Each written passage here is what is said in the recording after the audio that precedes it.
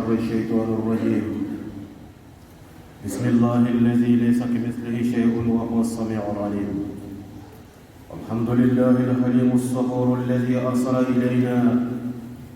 خير الأنام بدين الحق دين الإسلام. نحمده ونشكره ونستعينه ونستهديه نؤمن به ولا نكفره أبدا. ونشهد أن لا إله إلا الله وحده لا شريك له. ونشهد أن سيدنا سيد المرسلين عبده ورسوله. اللهم فصل وسلم وبارك وكرم على سيد سند العظيم محمد بن عبد الله وعلى آله الأطهار وأصحابه الأخيار ومن والله إلى يوم الحق. ثم استحل ذكري قائلا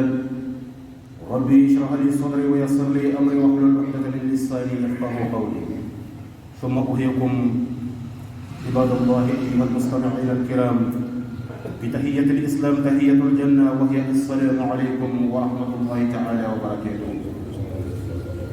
بدي اسلموا أمرا تنقل الماري لنا لمن جونا تنقل سبعة سوئيا الله تعالى ولولا الله تنقل على موكرا على سبايا كان إبليس رجويا تورج على موكرا كان الدنيا الآخرة تورج على موكرا وقف عن يبلغ تنقل عن سيقولا ألمن كسيبا توابلو كامنو الآخرة نكون كفانكان السيبة توي كسبرين كدفن كون الآخرة لا كان ممثل الآخرة على مولكرا الآخرة ديانا على مولكرا أمر جميع سبل معرفة يومنا ما يعني من كنا بيكو فلان ويان كنا فلان ديانا على موكرا أسرعني كوفي دمربان لكلي ما أننا نتدين كلي نوني بل لكلي دنيا ما محمد المكي صلى الله تعالى عليه وآله الأطهار كسريا كفوكو على كلي دينوني ولا جنبلي ككلي ألما أنا كلي أنا هنا سببولا كالله تعالى لكني أن كسي كجيري جنبه على موكرا وكفاني صلاة النعمة السلام كسيني دليل ماري كلي في مسانيوني بلي مساكوني ويا بلي هو الذي أحد الفرد الصمد الذي لم يلد ولم يولد ولم يكن له كفوا أحد. أمر دمني من صباه في مبه مكو على منا مكو تسلا دم في مكو أي لا يموت. وأي أبدا تو من سالدي سيأتي لمن لما صام مقتول وكفام دم على بوكلا. أمر دمني من صباه في صلاة النعمة السلام كسي أبو كم فضل الله يدلك. كأكيلا بتني باين ما بيكا أنا بنا سلمان وكاسر وجمال على بوكلا. أنا جمانا على ما سمرا أنتينا على ما نرام تيقول على ما كسيرام جيما فاي على ملوك وقومبادين على ما كانوا صدنيا الآخرة على موكرا أنا سيفر على ما علي فريما أنا صو أنا جمانا أنا لولو أنا قبل لولو على ما سمرا على ما نرام على ما تيارام على ما تيارام على كنا تيام فتنة البلوم من الدنيا كنا بين كانوا كمبانا لونا قبل لنا لونا جمانا على ما ولكرا كانوا كم قديس لما جمانا بيرا دينا على ما ولكرا عباد الله.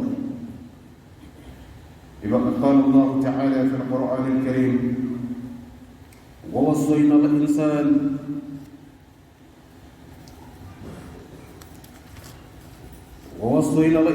بوالديه حملته أمه وحنا على وحن وفصاله في عامين أن أشكر لي ولوالديك إلي المصير إلى آخر الآية. أما الإسلام جماعة مني أنت من أموي بابونيا كمارويا الله تعالى أكمل فون وياني جماعة مني أنقفو بأنيا لجل كافو مسابالا جمر كنا سببولا البسا كدوبا دين دولي لا بروبو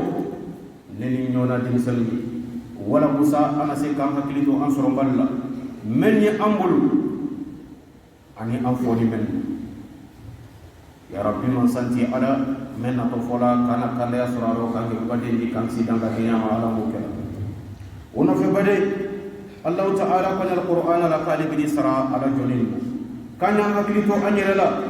كان جندو أنصر بافلار كان يا الله أنسيكو بلا دنا منكما كو أي سجدان كو موي كمسو كدين دبتا سجني لانفوندو كدبه مدوني سجني لانفوندو وكا بانكي mantoro do kalum kile sayata akam warako anyan soroba flawru kunmalo kanyalla kabanka ali Allah Ta'ala fina kunmalo anga so ka flaka ko ali ma abadan ani ka de ma kunmalo na di anga ka ma fisri wale ko de nyalo ka fo idebe madun ko fe karo ko nondo wal makarota banke di ko fe ki soromba isorona banda ki la min sina san fula jari ko ni ka ma fele tafsir tiba fi yana ko dembe karo bi sabake aya babulu aseko ta yere la ko foyi karo bisa ba folo mun iboke o date kumaro iboke ka soro it seko te ila foyi ro iko beina na diara ina ko alda ko ka bi fo mo te wa kala ma di so kala mo te wa kala me aboto ka hinayda kini la dese ma fele kini la lanfo ma fele me ki ma bele bele aseko bela denna ki bolo e sabati ata blay fe ki toro ko seti ati nyani ko seti abe toro beta e kama pour que kila biyo te ka so ka ke so ban no ko no na di ala ko ke ni ka ma fele sababu la حدثنا الحسن بن محمد بن الصباح حدثنا يزيد بن هارون أنبأنا هشام بن حسان عن محمد بن سيرين عن عبيدة السلماني قال كان رجل من بني إسرائيل أقيما لا يولد له وكان له مال كثير وكان ابن أخيه وارثه فقتله ثم احتمله ليلا فوضعه على باب رجل منهم ثم أصبح يدعيه عليهم حتى تصله وركب بعضهم إلى بعض فقال ذروه منهم والنهى ونفي بالي كيالو كافو والله تعالى بلو كان بالو لبوكرة محمد سورة البقرة صلى الله تعالى عليه وآله الأصحاب كايو بو أمانتو مؤمن مني كو يكي كان يجون نكسي سببوني dubadin dola kuma wole benay ambali kayira ka ila kunna marate jonkira fuyi ayla sina kol wa dubadin ya de adama den sabati ki singin koma le wate soro ila wakati ka ke dubadin ka si danga de nyama ala mo ke wole sababula ko ke do le tara bani israil ko sitere ken kera na furuti badi ko ne allah ta'ala ma ale gardiyo do wolo dina ken mo wolo den soro Allah ta'ala kon kale so duniya na fulo bombala me wulu den ko Allah ta'ala ka jawla sabula na fulo te dendi mo ma Allah ta'ala ni hina dila ka ti wa den ti ya reflete mo ke na fulo ti Allah ta'ala ni hina la ko fele tima kan bela de famu da ma ka sa ta da mo ala mo le ke ko ro ko ken ni tura uro sa le na fulo ti ya banna den ti abulu uro na fulo ya abulu den ta abulu mo jonga nga keta sa wule abadendin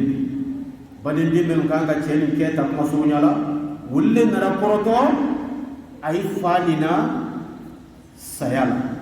ay bra poroto kela kuduya ay masi sabarla ka ke kono ka wati ni makono ay ko benata namma ferete ken ka boy wala ko sa ana na fulun ta kansa ko karo o benata ka tele ay masallahu ta'ala la te kono na ko ka ke sata makono alu de ka fere jugul do be dabile sa kay yere fere ke sa ku ka ke ni sata timba ka ke de karaba uno fe kuma so nyala ay ka munke lo no sufe ay mo fla ki robe kana do ay fa baden kenika kana ka mene ka nyana mafa ay banu ko fa ke de awa ke de karaba la ka siguya ay bana ka suta du talafe ka boadi kitabu dol ba fi nyana kay wara bla sigi no do la dala do ba fo kay wara bla so do dal ne kuma suru nyala ay ka suta ko ni ka sula bo kela luma ka suma bo ay la lula pour que akun ko e mabo ay la lula ay la mo mo ay won subla la ay is ay tebla saka do kila ka to fo kena e ko to mona bena kena bora ay wul la 100 kilo kes su ko kuma foni afo ko kewo bo ti ken subra yi alu burman to da ay la nyala la ka ay ko ko ni tebla kasu ko ay bra jamfa ke alulu fala ko nyana ma fa ko ka bagama ba ko fenya bu ko fulale ko na ile fa ba mai kay do mo shama fa ni won iba soro kisa mena kay wara bla si do la lu dalo ba fi kay ko kuni ay fa ba mai da ko funa ka lu mo be fa kele wuli da ka lo ay ni nyote haklima do le soro ra rosa o temna wonnara ko ay sawari أقول لكم قالوا أقول على ما يقتل بعضكم بعضا وهذا الرسول الله فيكم أقول يلي أي بانساي كله دوكا سراتي دوما دو فاسيسان كاسروس من فاتو كاسروس سيتي أمنتين كو كاسرو الله تعالى لدى مي أي تيما بي مني على يكم على كاسرو ملكاتين نيوتي ولي سيدنا موسى بن عمران عليه السلام ولي سيدنا موسى دي عمران ديكي عليه الصلاة والسلام nin keras ka be sayyidina Musa la wati ne Allah ta'ala kare kisa la di suratul baqara o ko ay ka Allah ta'ala la ne mai ay tema nyanay ba saka nyon sebuya ay to nyinika fa zakaru zalika lahu o ke ay be ko yetu yani anyo manyinika sabula tuma ni ko no fili ko nara nan ko la Allah ta'ala la belebele nun ko ay men fo la nan sona kam ko kewla o di tam bodadi ida ye andi here soro ani bonna nyuma soro la andi kisabu na manfama billahi ni yete ka billahi wala fo la akhir ali bi ni chef d'état ka qur'ana karana ala yeste jom wuli kay nyini ka ko jamana ka kan maraji moy hake ka nga dai madi nay ko mebe foye nay ko mene ka barala qur'ana karana ala yeste nyelu menu madina karana fulu ni kam menu madina karana fulu ni kam nay ko wona billahi jama maralai kay nyini ka ko jama hake ka nga soro da ka nga dai madi munyetu yani tele da ka ko jamana ko nodi wi be men foye na nay waro fe ali sini sogoma ana jamana jarambana be ma ya ka ke tulu banka abe die kolli wi ba li no ino kono sabula hake matan kada yoro Allah ta'ala la here be shurui wa tonyo kera fambe ke di famfe se menye wo tonyo na se taminye wo tonyo na mo ba tonyo na deni tonyo na Allah ta'ala ba la here wi ka boy ko le bran sege ka famu da ma ala mo kera ali bibi ni yete do ko ka billahi to ba kala jon ko kokoro o bo jamadi bo na nyuma fe awa futati ga nombo tetre sinji tetre sigi tetie badenya tetie wa mola na fulute kasara be do di hakke sura soro nyama wa be di tuike muran kono ala mantura ala kanumba nyuma ko ala ma nyere kera wojo nyuma lu ko sababula ay be ko koni wuli bali ni to kera ala jon ko nan wara sayyidina Musa jininka ali Allah ta'ala la bele dan tema na abe men fanye nan ga ngulo kewla futete ke nombo tete watu ya be sisa tumana mena okera kuma surunya la ay ka kuma dan tege sayyidina Musa yi kuma dan tege ni ko sayyidina Musa yi Musa ko ni jabashidi ayatu Allah ta'ala majininka sabula ni ye ala jon tabulo dal siri ni ko no fili ko nara ay bi hakilla wallahu ta'ala la kitini ko ak nya jon kadi alay ak kenya jon bena alama ay bole la jon ko ay bole takadi jon ma naido ko mine ay tebuno abadan alama kala ala kamene bawani mana mena sayyidina Musa ka mari nyinka abana Allah ta'ala ka jabini Musa ma sayyidina Musa ka jabi fo yaquli fa qala wa iz qala Musa liqaumihi inna Allah ya'murukum an tasbahu baqaratan qalu atattakhuzna huzwan qala a'udhu billahi an akuna min al-jahilin sayyidina Musa ko ayma ko mara ala nyinka ala ko nyafo aynyana kayem misi kelembo ko ke hadiyadi ko mo men ka kefa ka boti ira ila sisa anu fola mo balko men yu awa ko lo molli alu yere nyana ko Musa alayhi salam ko i tulon kala na le yanu men layla yele bondo fene di mo kala lando ana dama de ana mo wonna fama bani sedu yani ben kan nan bolo tonyon kala bolo ko mana fagata inyini kani angulo woro kiyetu ya ira da yande manye tunyayo anya bonna ni masoro ya fanya na pala ko kanu misigere ge sarakadi Musa ko konne tankanyina ala fe kone yo kuma fena ko lombali yo kuma la feme nyonona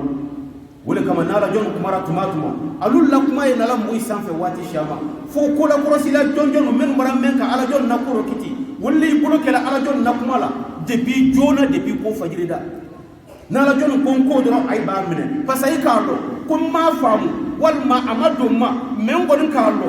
nim fili mandi mole filla ala tafili men nunu fili mandi ne nunu ka menfo na benima ala bango de kessa babali ko la korosila jojo haklima kunandi woli bulo kala la jonna kuma la dibi kuma fajirida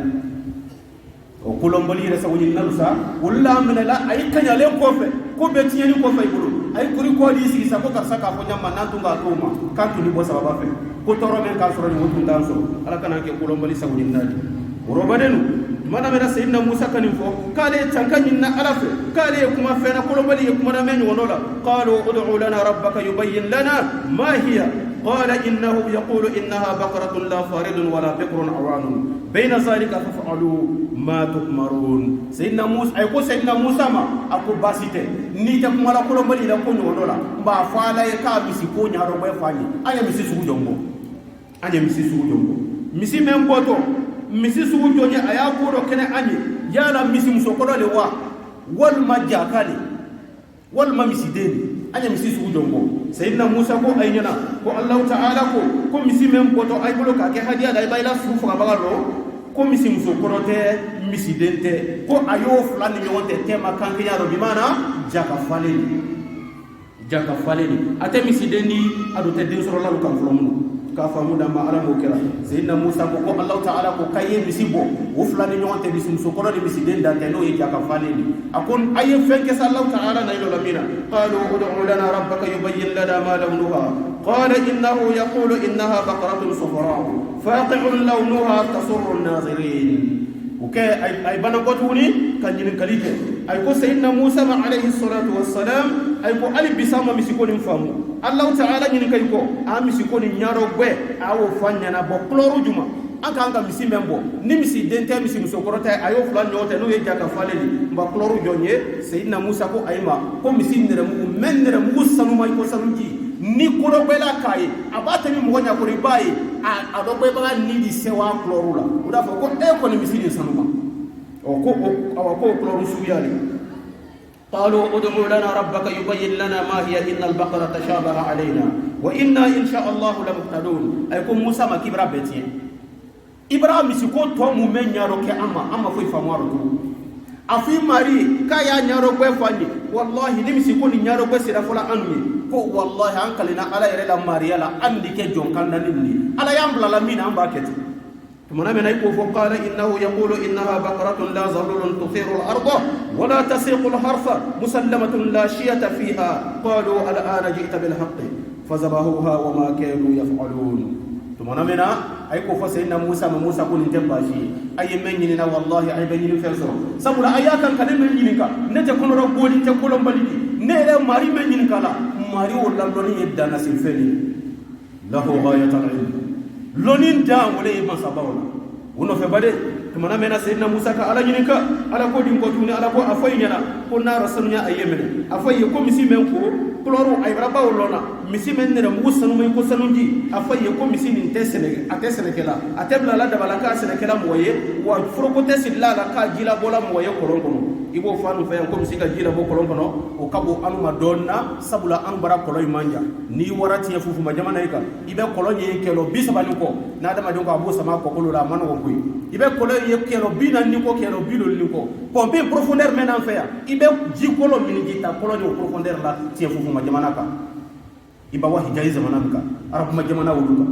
ibo kolonye profondeur wallahi metre bi woro ni bi woro mlay ni bina ni bilo ni ko ila ni bi woro ila ibe jita kolonye wala woro julle foko le sillam misila wal man nyome aka foko samanka bo kolongono o ka misitu barala ate jila bola kana ko so wal makamini jike mo ku wa ta sillanda bala ka yesena kela tumana mena sayyidina Musa ka misiko nyaro baye ay ko ala ana jiita bil haqq ay ko o kuma ko na barasanu yasa amra fen famu ina men fo ay ko mara na tunya ere di sege misiko fara fasi to te ko mutu ko Allah ta'ala ko Qur'an al-Baqara la ko wati la sa to ay ka misini mbo ko ni misini sana sonkola kay surunya la kay tumbe de sa sonko sorola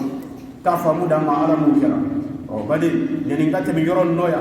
mbe famu su mando day maya sabula kuma barake beki tafo fo kolona malo mutun ka bo kolombalilo fo lonnay malo mutun ka bo lonbalilo ay akli to kuma ni wuli rabo ha Musa nala muida kuma wuli dawro ma Allah ta'ala de kanin fo kilaba Muhammad suratul baqara la tumana mena aka fayi kai misibo ko ka kaida awa muwafani na ko hadiyaji ko ba ke kada fa ba iraka tumana mena Allah ta'ala ko fo kuma surunya la amin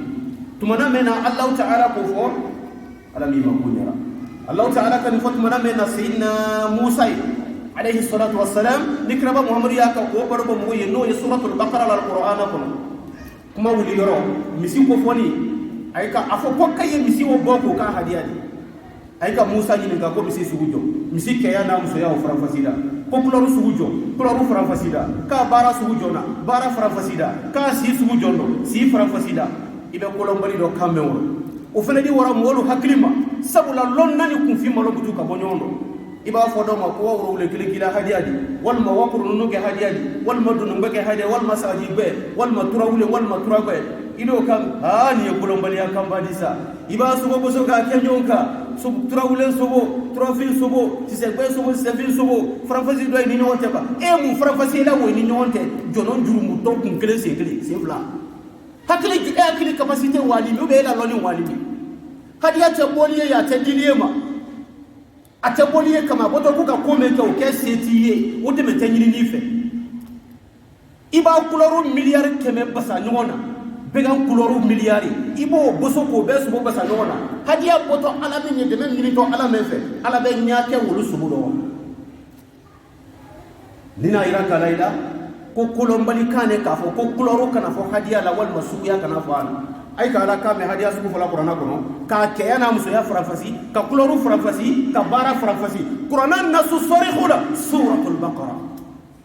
billahi bari kay na men ko kuma kan be si torola ma so society funi ka swim so simbro me nya ni nya billahi itiso wallahi ibakara nya nya mai tiso ala le kan subu fola hadiya la asubo basa ko fele tamaki bayro no men fola yewdi ngoni ka kuloru miliyar subo basa no na kala ten nyake suratul baqara kele ni kono na sayyidina ibrahim la kuma dolala هو إذ الوافين ورنكو وإذ قال إبراهيم ربي أرني كيف تحيي الموتى إلى آخر الآية كو سيدنا إبراهيم كو ألما كو ألا كو يسولا كديلا نيما كو نيدانا بكرا على بافين قرآن نسوسوري كولا كلو بلاي كاكا سيدنا إبراهيم لو كنوسو ناني من دوني دوتي كلني كايا يكنا تغي كاي مابو كاي بوسو كاي سومورو كورونغورون كارو مسكو كاي سومو بسان كاي دولو بسا وكورو كاس abasaniwo ka basaniwo sarala ka bulo faro ka sarabo saranani ka yaita kai mabonyo na kwa beka ta kuruka na ka beka ta kuruka ka kurumen deni ta nyona kurunani ka ni lo kurunani ni nyote ka ye kono nani ni wole ay tokola ka ya roba ale ala bena men ka besu ile wuli nyam malagira lo ka ba irala masurunyara mana mena sayyidina ibrahima kaninke kono sugu nani ni ay su anay lo kurunani tema kay wole ay lo kurun kunni ko fe kay su wona julo basa ka afrike nyona ka sarabo ka to kurunani ka men dente nyona anani lo la tema ka kurunani to kono nani ni subolu ki bosi nyogo nyefe ay jololu ki bosi nyogo nyefe ki nara nyogo na kono be kelen na ka dafa ka dali dafa law taala ka ni kay ro nyama iko itu makana tege kono makka yeli bom ay be ki banki ni sigi sene ibrahima nyakoro do jolo kele mo do subu kele mo do na ikoro go subu le trofini troba be saji ben saji le subu basani ko frafasi tala ele nyakoro ba nene la loli ka do wan nya vision la capacité te wala woroja me billahi hadiya bola masami alni ka kuloro miliyari basa o ka belon ka bonyono ay tay ke fe badi ay yira nyili slani maluka akonu ngana ke flanga ko yaslaka ni hadiya ta antu tebiso ngonyo o mekeme wona boraka ke kirama mo la ko hadiya di kasura bama harjala fola bama fulfolo ala be ko bay kayenti wa tura kera de mena hadiya de duno goroma bo menye wi dañana maya be kanya ay sebe do yire labade ay bani ko fay tayda wal may fay bani ko tayda ay barakel ay baragal ne blandere ne ma do ngoka akafuna fu ayanu muri yininga angay do akafuna fu abara do lukola na ba keme kan ele talu woni ke juli aka hera sallallahu alaihi tafe ko yirida ala ma kara woni ke yimani ka famu da ma ala mo kira allah ta'ala kodi ako shaddadu fashuddid alaihim hatta intahu ila baqaratin allati umiru bizabhiha fawajaduha inda rajulin laysa lahu baqaratun ghayruha allah ta'ala ko raba muhammadu sallallahu ta'ala alaihi wa alihi al-athar kai ki ji kai kamisi kon do baleya kala fede ka do baleya ibulu ay ka nyinin kalido ja ala ka farafasai me ko misi soro bale ya daiba ay ko ka nyinin furu fay wara soro me ko misi soro mo men bulo o wara ke fununge fantani do di fartani do men fa sara amena afama fe wara ta bulo misi kile ni ko ke ya aqulu qawli hadha astaghfirullah li wa lakum wa lisa'iril mu'minin min kulli dhanbin fastaghfiruhu innahu huwal ghafurur rahim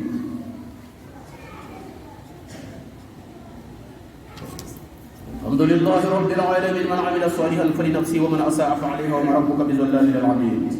ونصلي ونسلم على سيد الانام محمد بن عبد الله وعلى اله الاطهار ومن والله الى يوم الدين وبعد اما دي اسلامال نيافه قد دبدن للبلو بنني نيونا فمكيجي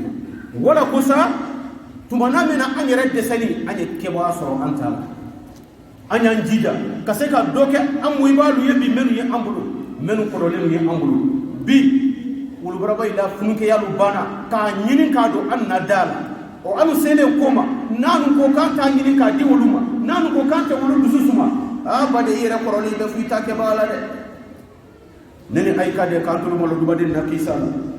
misini naray mo men bulusa misi men keto na fuloti ke men fani ben kan nay boloni baden den to nyoke nay boloni misi men keto ola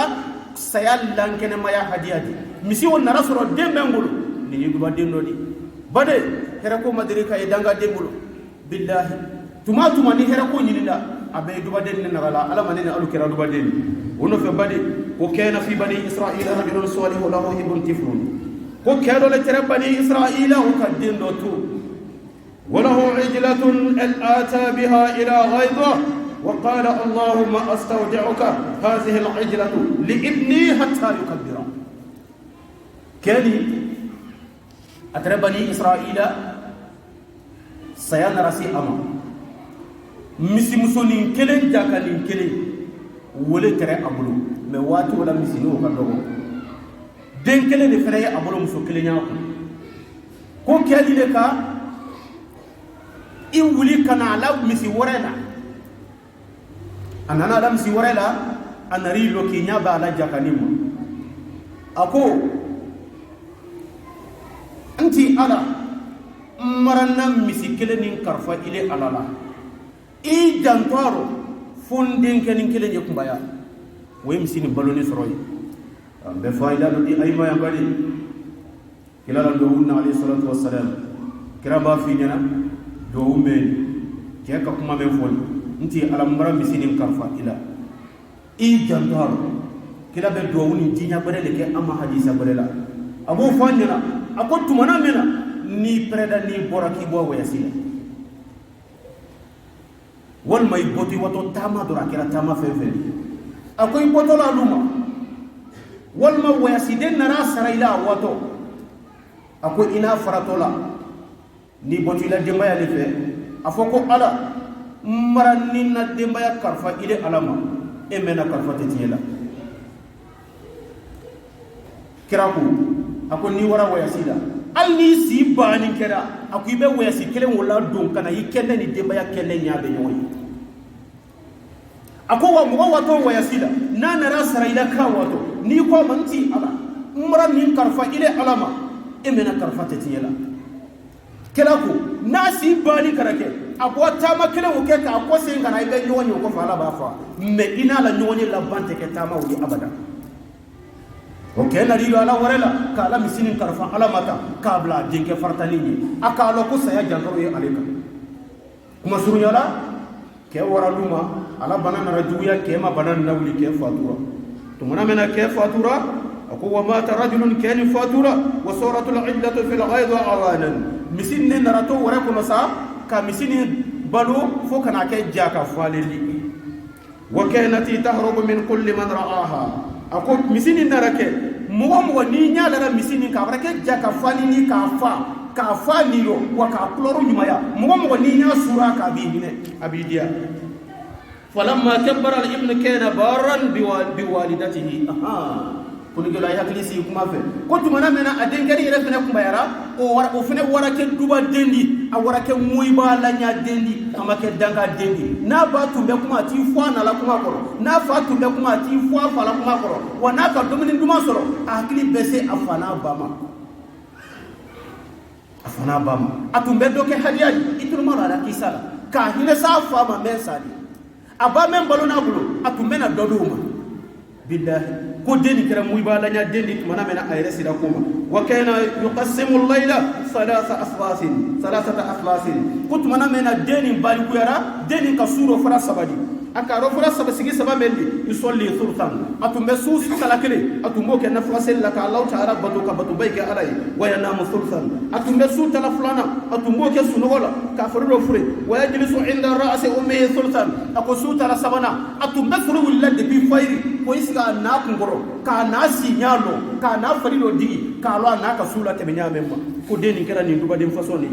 to mona mena den tora wolero fa iza asbaha antalaqa فاحتفظ على ظهره فياتي به الى السوق فيبيعه بما شاء الله ko denin tun kɛra n'a tun ka su la banw ɲa a n'a senkɔrɔ kɛnɛ b'a la fara tuma na mɛnna k'a tun da wuli a doit wara a doit lɔgɔ ɲini k'o da kɔrɔ parce que arabu ma jamana ye ka arabu tɛ doni la la kun arabu doni la la kɔ de don arabu bɛ lɔgɔ la sigi ka juru bila la comme chaque ado ka ta k'a la kɔ kan comme diɲɛ bɛra développé technologie bɛra développé n'i ye film duma filɛ la i b'a doni arabu tɛ doni sigi la kun don arabu doni ta la kɔ de don k'a tun bɔ lɔgɔ ɲini a b'a ta a bɛ lɔgɔ la kɔ kan a bɛ tɛmɛ a bɛ na lɔgɔ wodi lɔgɔ feere a bɛ na lɔgɔ feere sɔnkɔla sɔnkɔ min ka di ala ye o ye mun di a natɔ lɔgɔ min di a tɛ dana tɛmɛ birilala kan o de man kan ka don lɔgɔ dɔ k'a b'a feere o la a t'o kɛ abada a tun bɛ na ka lɔgɔ feere sɔnkɔla min ka di ala ye summa yatasaddaqu bi thuluthihi a b'a na lɔgɔ feere a bɛ lɔgɔ sɔnkɔ dɔ fara saba di lɔgɔ sɔnkɔ fan kelen a bɛ o kɛ sɔraka de a b'o di dɛsɛbagatɔ dɔ ma ala k'o hinɛ sa fa fure ma ala man kɛra sɔraka bɔla de ala man jantura na sɛ fure dugu wa yaqulu bi thuluthihi a sɔngɔ tala filanan a b'o k'a yɛrɛ la dépense di wa yu'ti li walidatihi thuluthi a namuso kɔrɔ min y'a fɔ bon na a sɔngɔ tɔ kelen a sabanan a b'o d'o ma k'o kɛ o la fɛɛrɛ den nin kɛra nin dubaden fasɔn de ye o tuma na fɛ ko den nin tora ta de a ye balola ta fa qalat lahu ummuhu yawman ha n'a nana fɔ a ye don dɔ inna abaka warasaka ajratan istawda'aha Allah fi ghaydati kaza ko a n'a k'a fɔ a ye lon dɔ la ko i fa ka ja ka nin kelen tun ye kɛya la a karifa n'a bolo ala la wɛrɛ karisa kɔnɔ wa wɛrɛ karisa kɔnɔ misi ni karifa ni ala la a y'i ɲɛ ye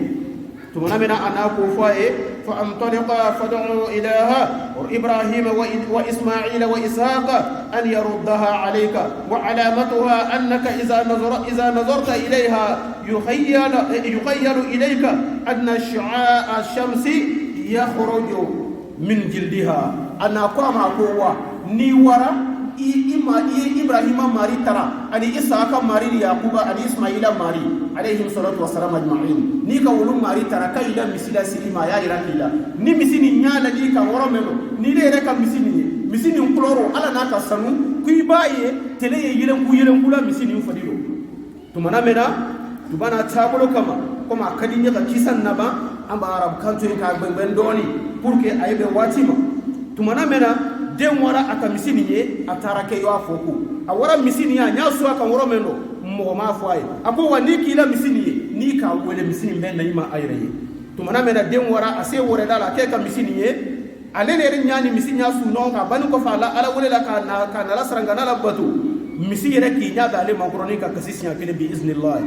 misi banu ko fe kasida misi temena misi ki kaliya kanama misi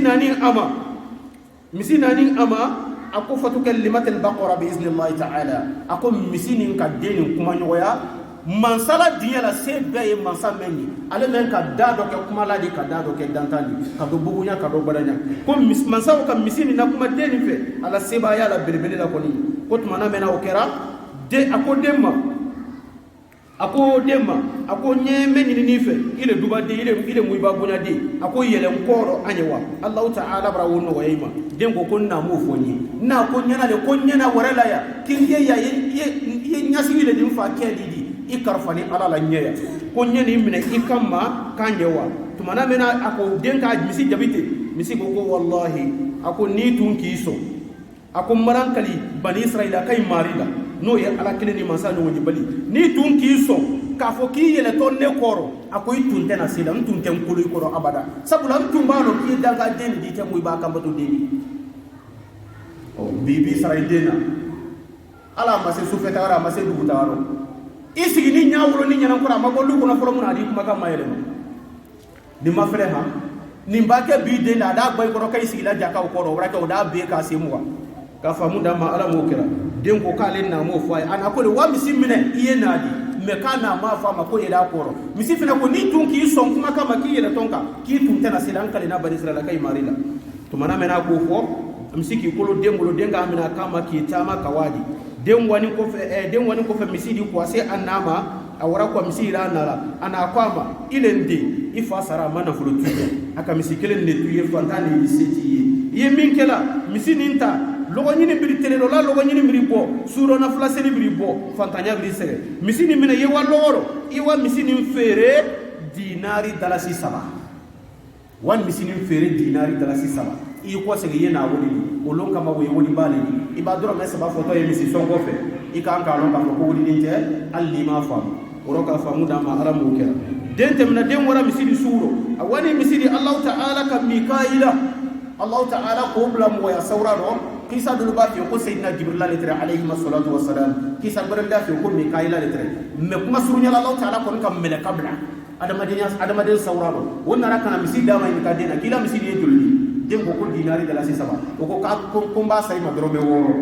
den ko kunna mo foni akoko wafi na e ko kiadoya ko ko kabe misisa ima dorome woro ko ni nasa na yena nya ni na soda yena nya saima kuma surunyala den ki ko sini den woro fa na e anako wafa e ko ako akadrome woro di ma ya sama wala den nani wo folai akoko wafi na e ko nasa drome tanfla ako den ma pasre ma drome tanfla den ko kunna mo foni na ko le tere ko drome sawa ibra woro fo ngro wo fa e akoko woro ne te drome na la woro ka wanta wala na ka woro le foni je ko bo waina manyinika ko kumba san tanfla na sonoma ina foni même si c'est madrasa tanfla dinar to maname na den woro fo ko mu asoro ka kuma do to manikala ko mo ba pro le ka fe fi nilo musokoro ba ka nya yon ko direct ko melidi la rabbi do ya fe musokoro ba ko demma ako fe men ni mo te melekali ako me wi ba wa ya fa nya kina ko aye mun fe misi ko ni no aya fa nya misi ferewa wal ma fa ngana misi fere kuna ka me fere ro foni den waraka kuma o fa yi kuma sunyala ce ko ko ina ka tuya fi ako ne melekali ako ye me kala iko se ye wa misi ni luma wa fi na ye konne ko kai kana misi ni fere aye misi ni to ay bulu nay ka misi ni to ay bolo akos ce do bara fa du ko no yambi aya kalama amma kan so fa mbefe nan ko tiki ba men fa no di misi men nyini yiro am misi tem wasibula misi ben ala ka misi men to masredi ila misi ni ala ya feki la duba denya kondon dima ka ira ka ko duba den te sala desero ate sala malu yaro wa mo ti kala ka sala duba de kala tu mbadi ni ka moy ka nyana soromba fulala ay kasi sigina bulu ay hina yala ay sutra na bulu na ki to nyonga dana temin kila ma fo ma note ikini banki bla la wolle bukoro note idi to jiro o tele buinya kana lebu mako na tana kelinyana wai kini kaka itano itasara billahi duba de to ibani ala ma kira duba de to mana mena kuma surunya la wati na tabolo kama den nani ni fola meleka fene ke kan fo de nyana meleka ko Allah taala fi kila duba de nya kondo ndima iko sege wa misin namra koni ne aynara mi misin be ina tana ila mo sibula da to yele ne bulu ba misin kele pele du mo na nara yibulu aya fo ko ila misini ko misini furoko le boto ka kanate ka furoko bo nay ka furoko bo ka misi furoko la fa nan fulola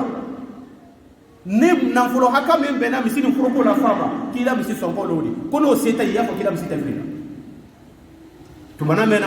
awa den ran fa na e ana ko te basi ko misi kuma suru nya ay ka misi ni misi masoro fa sipe misi nara soro misi nara ye den ne bulu ay ka misi sonko ni kalike dena na fele ka misi sanya ko sonko dante ni bo aluyeta o foni ay kay delay ko doro mete bola akobra gwa man kamara wara fitna wara lo ay do tafe so be ka kenyono ay ki wakali ay ki bloke nyonka kam misi ni le bo aw kana mine ka kana kam sayyidina Musa ka hadiya la se ay ka kanate kam misi ni ngulo furoko bo ka furoko la fa nan fulola ka furoko la fa nan fulola kuma to be tanya fe membe danya parce que nyeye ne ko siransi woro billahi sirana la ginima kam si furoko la fa nan fulola na fulo haka men kuna furoko ko ko ta ko di dena bama ko aida misi sonko mina afle ne ko ni ay kalo o ba ke wodi fa wole di nyanya ma ini badi saite ba o damuna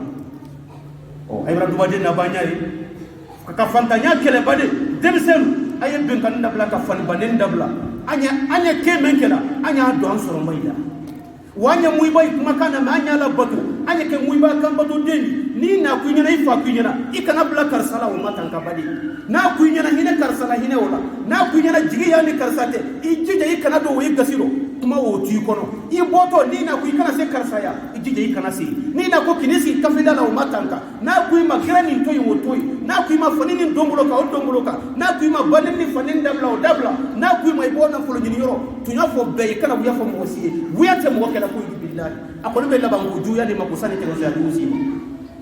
ni soromba kuima ala bato ijija ala batoka ke tunya ni telefe inyalo mo beledo ikula de nyoy ke mo nyuma yi ka mo jugu itoy no fori nyana isro mbay bla asla nyuma menuka i jije yeke muiba kam mena dendi billahi idi nyo menu muiba kan so de men ya foli ma ko gawai banento men ya foli ma ka fidala ta to kite ki ma e boli men ya foli ma ay wadola awa bodde nuila ko gawali in kalina alala ikana koroto nay masaraka deli fesini ika ko bo wulla ka lona duba de malaban abada danga de na jonyala tuma danga de le bela ban duba de na jonyala ay wara duba de na banya ibade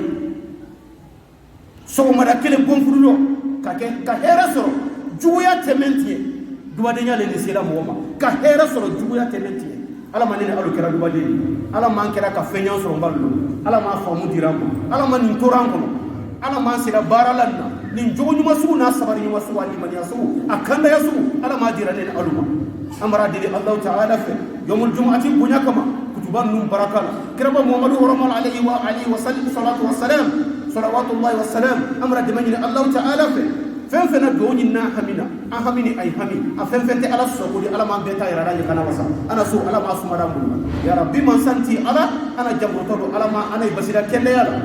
ya sabati kende ya kuno jang ala ma dirama ala kana ante ju saudi ala kana na bula ya rabbi man santi ala kana danjuma ala kana dan toroba wa ala kana toro be baliyani no fam baliya me ala so kono ala ma banda ala ma tebel kambe dirama ala man diara nyoni ala man hina do na nyona ala man diara nyoni ala man hina do na nyona ya rabbi man santi ala amra de bani Allah ta'ala fa ana sayfruka ala ya fa makal gila de ma ala mole kera argina ala ma sigira anyane biyoro boko ni misatu ala ma sirama kuna buya ala ma sirama kuna dia si baraka masi munafama ala ma dirama ya rabbi man santi ala kana labla sama ala ma fasu sumara ala ma na jamana sumara ala kisi lati jubema ala kisi desema ala kisi fantanyama bihaq rabbana atina fid dunya hasanatan wa fil akhirati hasanatan wa qina azaban nar rabbana la tuzigh qulubana ba'da idh hadaytana wa hab lana min ladunka rahmatan innaka antal wahhab ana misrin sal ya musul ya rabbi ma santi ala kai wasan nema dai man yana ma yakura ala mukira dioro tenga nema min la taraka kai ala bulo ala mukira ala kana ijala ala kana kuma naima kai da bonu sumai bulo kai dai dan yayi ala mulekira ya rabbi ma santi ala kunu kemen ya kunu kai mai Allah ta'ala bulo ka dai ma ala mulekira amra dini Allah ta'ala fi jima fa ka dai ma ala mulekira subhana rabbika rabbil izza amma yasifun wassalatu wassalamu ala al mursalin والحمد لله رب العالمين عباد الله قوموا إلى الصلاة يرحمكم الله